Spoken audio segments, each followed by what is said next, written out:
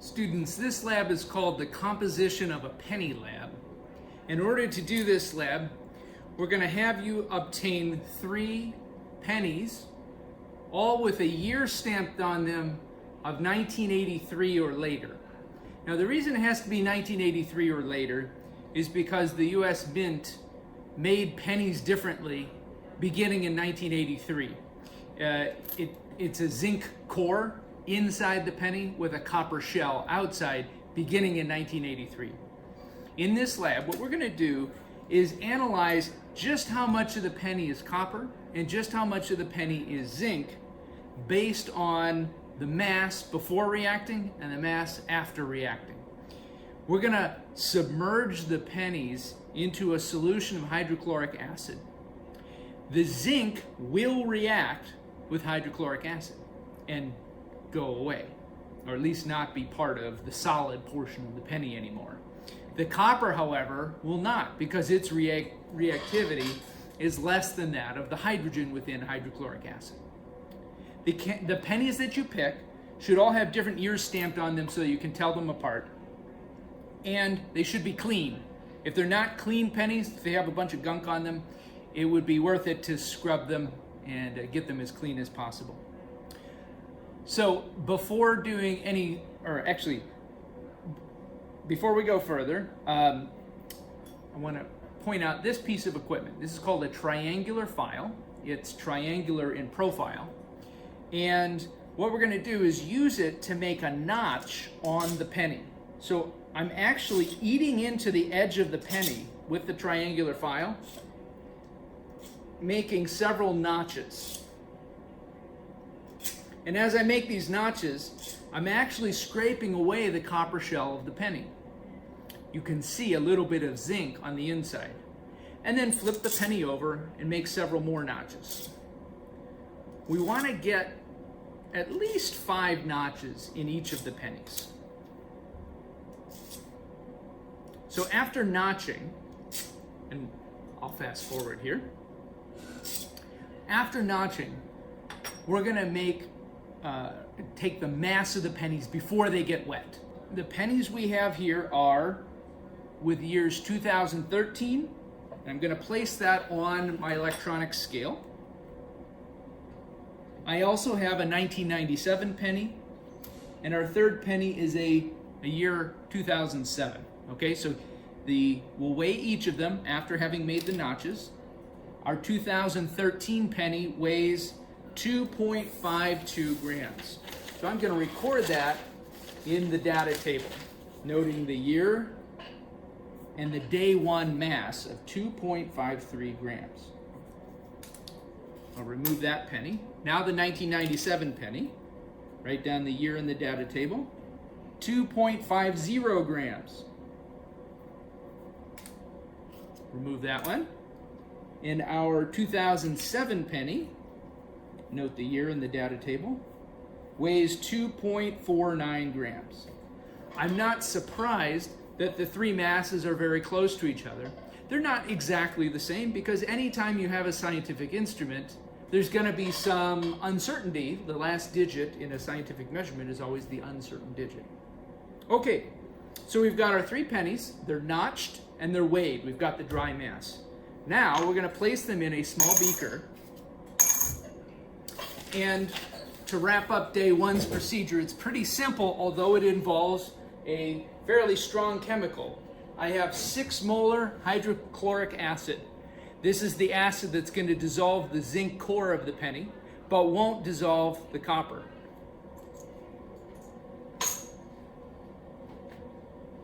In a fume hood, I'm going to add enough hydrochloric acid to cover the pennies, but not much more than that because I don't want to handle more of the strong chemical than I have to. Right away I can see bubbling occurring. So there's immediate evidence of a reaction occurring between the hydrochloric acid and the zinc. We'll come back on day 2 and pick it up from there. Welcome back, students. This is day 2 of the composition of the penny lab. If you remember last time, we had submerged 3 pennies, each minted after 1983, in some hydrochloric acid, and we set that beaker aside. those pennies are still in this beaker after a day of reacting, but they look different. I'll zoom in here for you. Take a look at where the pennies are in the solution.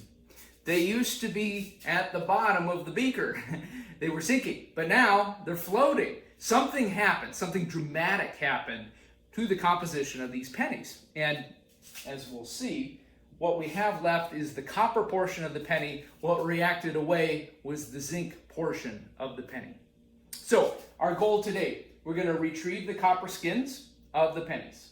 We're going to wash them, and then we'll weigh them once they're dry. So to retrieve the pennies, remember we have a beaker full of acid here, so we're going to use forceps rather than our fingers to transfer the pennies out of the acid. And we'll set them on a paper towel.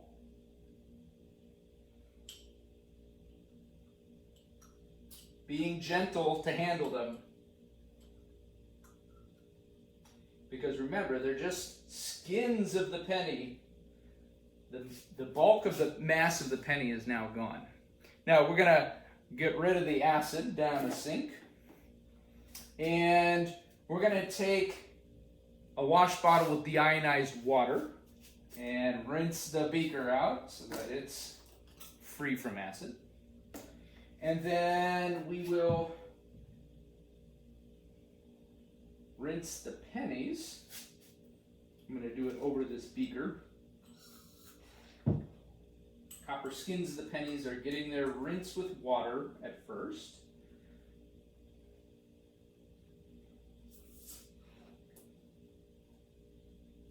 And then I'll set them back on their paper towels. And then we'll get the third one here. So 3 pennies because we want to get 3 repetitions of the data collection, but we could do it all at once by doing 3 at a time. Okay, and then we'll just pour that water out. Okay, so now we've got pennies that are wet with water. We want to get them to dry quicker than if it were just water. So instead of waiting, probably a few hours for them to dry completely with water, we're going to use a slightly more evaporative substance, more volatile, higher volatility, lower intermolecular forces, acetone. Acetone, when we squirt it on the penny, will displace the water that was just squirted on it, and it should dry much quicker. We're going to give it about 5 minutes or so to dry. So now that the pennies have been rinsed with water, you can use your fingers to pick them up. And acetone is not dangerous to handle. It's the same as nail polish remover. So, if you wash your hands afterwards, you'll be fine handling it. So we're going to just squirt each of the pennies with acetone and then set them back on the paper towel. Be careful handling these pennies. Goodness gracious. They're very delicate. So we've got 3 pennies now rinsed with acetone. And then I'm going to dab them dry with a portion of the paper towel. And we're just going to wait 5 minutes. So a little bit of downtime here. I'll pause the video. And then we come back. We're just going to weigh them, and then we'll do some calculations. Okay, so we've waited for the pennies to dry from their acetone rinse. Now we're simply going to weigh them on an electronic scale. So we'll grab one of these handheld scales, press the on button. We'll have, be sure you don't lose your data table from day 1. So we're going to record in the same data table the day 2 mass or final mass of each of the 3 pennies. If you remember, we had a 2013 penny, a 1997 penny, and a 2007 penny. Those dates should still be visible on the copper skins. Very carefully handle those copper skins because you don't want the penny can actually disintegrate in your hands if you're not careful. So this one, if I take a close look at it, is a 2013 penny. We'll set it on the electronic scale. And we'll record the mass is 0.48 grams. Set that penny aside. And you could, if you want, you can keep these as souvenirs. Otherwise, you can toss them. By the way, it is a felony to destroy currency. Shh. Okay, the 1997 penny. Place it on the scale. 0.47 grams.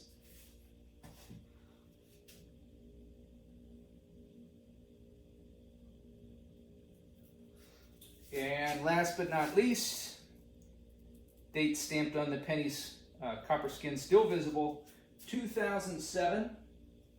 Placing it on the scale. 0.45 grams. Okay, with that, we can do some calculations. So the data table is complete. Now let's calculate. Okay, now we're ready to analyze some of the data that we collected in this lab. The first question in your lab report asks you to write a balanced chemical equation. To answer that, think about what we had in a penny. There's two metals, copper and zinc. One of the two metals reacted away entirely. That was the zinc core. The copper skin was what we had at the end of the reaction, meaning the copper did not react. So the metal that reacted was zinc. We submerged each of the pennies in hydrochloric acid.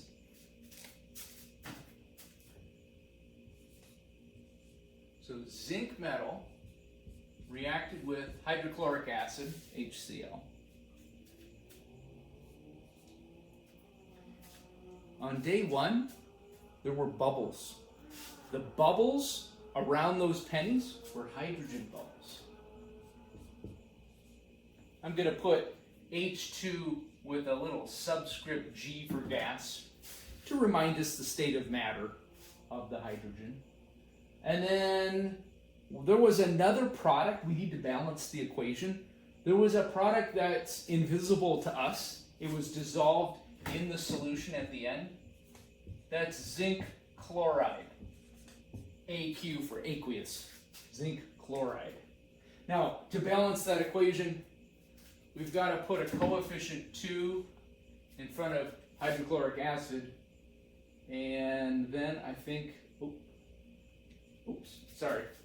the zinc chloride actually in that formula should take a subscript 2.